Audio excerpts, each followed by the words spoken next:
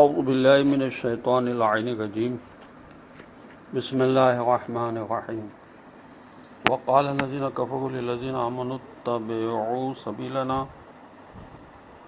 ولنحمل خطایاکم وما هم بحاملین من خطایاہم من شیء انہم لکاذبون وَلَيَحْمِلُنَّ أَثْقَالَهُمْ وَأَثْقَالًا مَعَ أَثْقَالِهِمْ وَلَيُسْأَلُنَّ يَوْمَ الْقِيَامَةِ عَمَّا كَانُوا يَفْتَرُونَ وَلَقَدْ أَرْسَلْنَا نُوحًا إِلَىٰ قَوْمِهِ فَلَبِثَ فِيهِمْ أَلْفَ سَنَةٍ إِلَّا 50 عَامًا فَأَخَذَهُمُ الطُّوفَانُ وَهُمْ ظَالِمُونَ فَأَنجَيْنَاهُ وَأَصْحَابَ السَّفِينَةِ وَجَعَلْنَاهَا آيَةً لِّلْعَالَمِينَ وَإِبْرَاهِيمَ إِذْ قَالَ لِقَوْمِهِ اعْبُدُوا اللَّهَ وَاتَّقُوهُ ذَلِكُمْ خَيْرٌ لَّكُمْ إِن كُنتُمْ تَعْلَمُونَ إِنَّمَا تَعْبُدُونَ مِن دُونِ اللَّهِ أَوْثَانًا وَتَخْلُقُونَ إِفْكًا إِنَّ الَّذِينَ تَعْبُدُونَ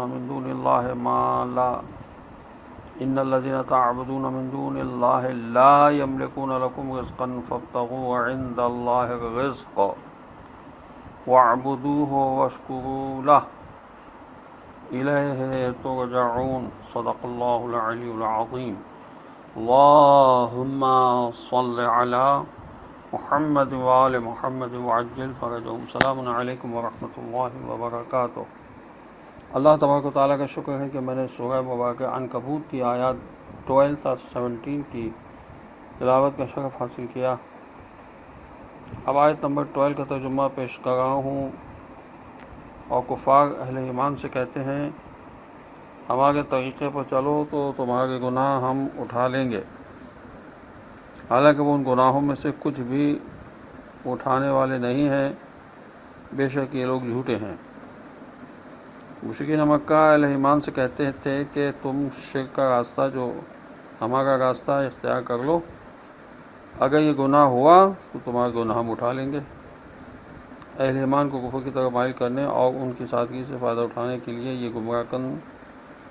گمراہ کن تجویز سامنے رکھی گئی کہ اگر یہ شرک گناہ ہے تو تمہارے گناہ کا بوجھ ہم اٹھا لیں گے، تمہارا گناہ ہماری گردن پر ہوگا۔ آج بھی بعض سادہ لوگ یہی بات کرتے دکھائی دیتے ہیں کہ اگر یہ جرم ہے تو یہ میری گردن پر ہوگا۔ آیت نے آگے چل کر کہا کہ وَمَا هُمْ بِحَامِلِينَ مِنْ خَطَايَاهُمْ، جبکہ کوئی اور کسی کے گناہ کا بوجھ نہیں اٹھائے گا۔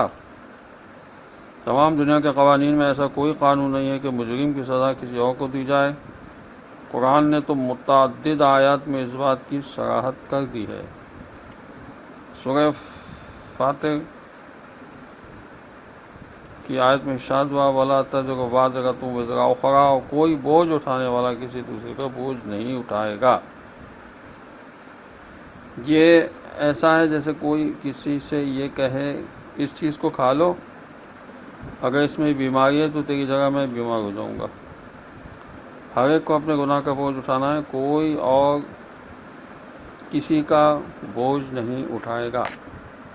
آیت نمبر 13 کا ترجمہ یہ ہے البتہ یہ لوگ اپنے بوجھ ضرور اٹھائیں گے اور اپنے بوجھوں کے ساتھ مزید بوجھ بھی، اور قیامت کے دن ان سے ضرور سوال ہوگا، پوچھگچھ ہوگی اس بہتان کے بارے میں جو وہ باندھتے رہے ہیں۔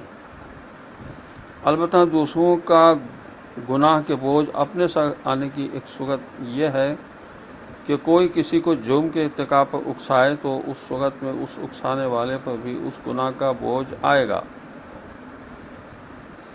جس کا دوسرے نے ارتکاب کیا ہے، اور اس دوسرے کے گناہ میں بھی کوئی کمی نہیں آئے گی۔ چنانچہ حدیث ہے جو ایک باطل کا رواج ڈالے اس کا گناہ اس کے ذمہ ہے، اور جس نے اس پر عمل کیا قیامت تک اس کا بھی گناہ اس کے ذمہ ہے۔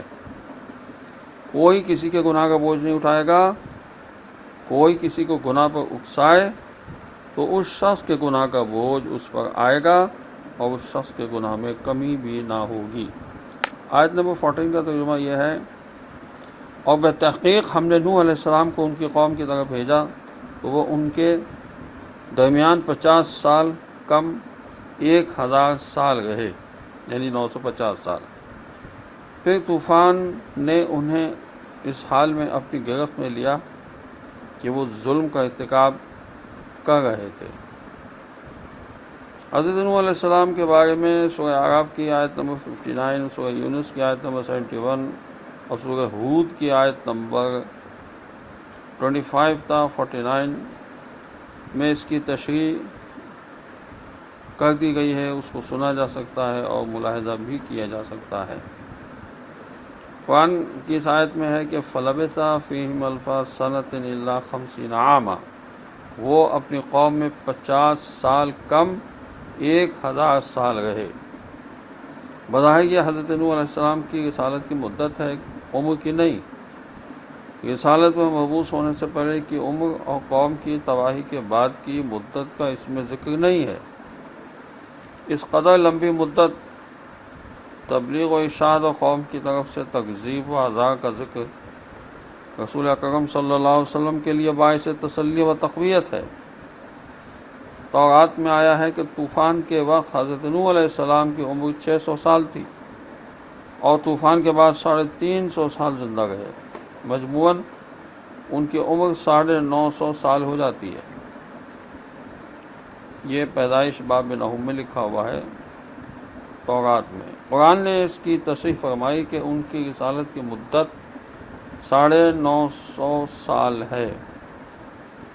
پھر آیت نے آگے چل کر کہا کہ فَأَخَذَهُمُ الطُّوفَانُ وَهُمْ ظَالِمُونَ۔ طوفان نوح علیہ السلام کے بارے میں خیال یہ ہے کہ آسمان سے ایک یا چند بڑے اجرام سمندر میں گرے، جس کی وجہ سے سمندروں کا پانی خشکی کے ایک بڑے علاقے پر طوفان کی شکل میں آ گیا۔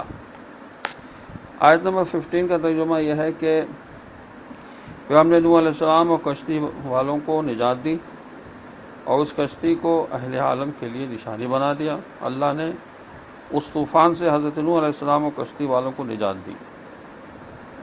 وَجَعَلْنَاهَا میں ہا کی ضمیر اکثر کے نزدیک کشتی کی طرف ہے، چونکہ اس کشتی نے مومن اور کافر میں امتیاز قائم کیا تھا، اور یہ حضرت نوح علیہ السلام کی سچائی کی علامت اور حضرت نوح علیہ السلام کا معجزہ ہے۔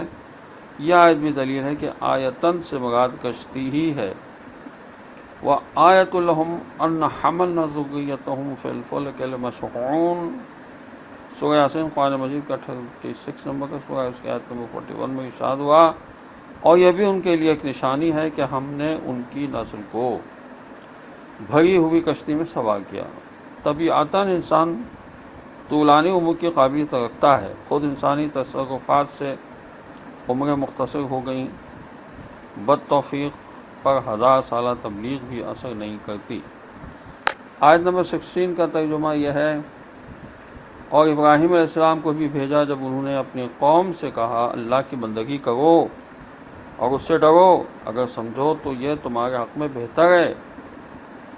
حضرت نوح علیہ السلام کے بعد حضرت ابراہیم خلیل اللہ علیہ السلام کا ذکر ہے۔ ہم نے ابراہیم علیہ السلام کو بھی رسول بنا کر بھیجا۔ اور یہ جو آیت میں ہے کہ اذ قال لقومہ اعبدوا اللہ واتقوہ، ابراہیم علیہ السلام نے اپنی قوم کو عبادت خدا و تقوی کی دعوت دی، یہ دعوت بندگی کی دونوں اہم پہلو پر مشتمل ہے، واجبات کی بجاوری اور محرمات سے پرہیزگاری۔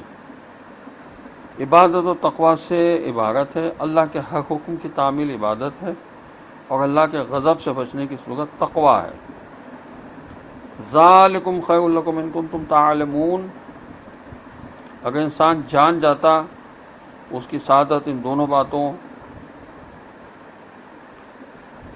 یعنی اپنے دین و دنیا کے لیے مفید باتوں پر عمل کرنے اور مضر چیزوں سے بچنے میں ہے، تو انسان کی سعادت مندی کے لیے دستور حیات عبادت اور تقوی ہے۔ یہ بات ثابت ہو گئی۔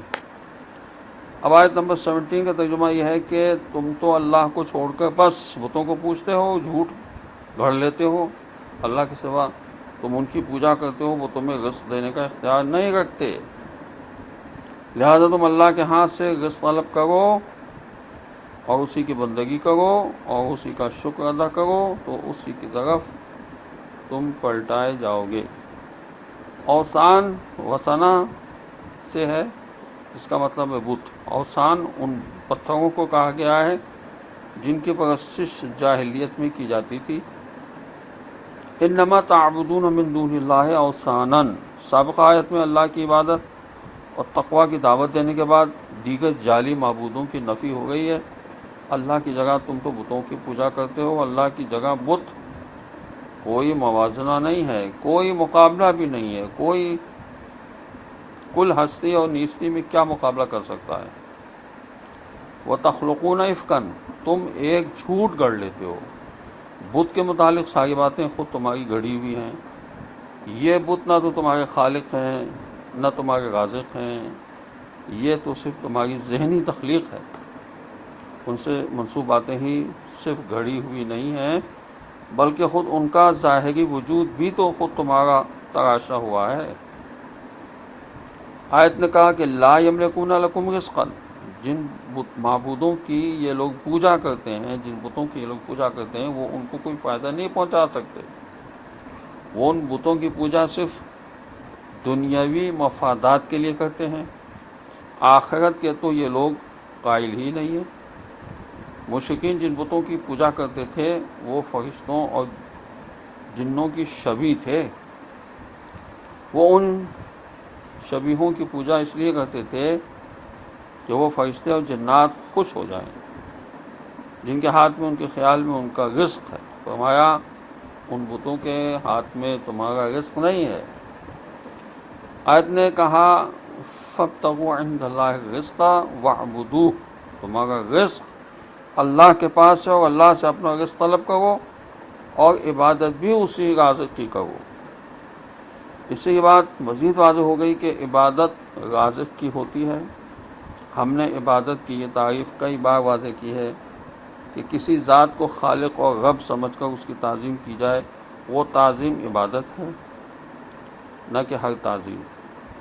اس جگہ مشرکین اپنے بتوں کو رازق سمجھ کر ان کی تعظیم کرتے تھے۔ رازق ہونا رب ہونے کے تقاضوں میں سے ایک ہے، اور جو آیت نے کہا کہ وَاشْكُرُوا لَهُ إِلَيْهِ تُرْجَعُونَ، عبادت صرف دنیاوی مفادات کے لیے نہیں ہوتی بلکہ عبادت کا اصل مقصد سعادت ابدی ہے، اور اللہ کی بارگاہ میں حاضر ہونے اور حساب دینے کے بعد اس سعادت کو حاصل کیا جا سکتا ہے۔ رازق صرف اللہ ہے، عبادت بھی صرف اسی کی ہونی چاہیے۔ غیر اللہ سے مفادات وابستہ کرنا ایک واہمہ ہے، حقیقت سے اس کا کوئی تعلق نہیں ہے۔ خدا ہمیں توفیق عطا فرمائے کہ ہم قرآن کو سمجھنے کی کوشش کریں اور سمجھ کر اس پر عمل کریں اور دوسروں کو اس کی طرف راغب کریں۔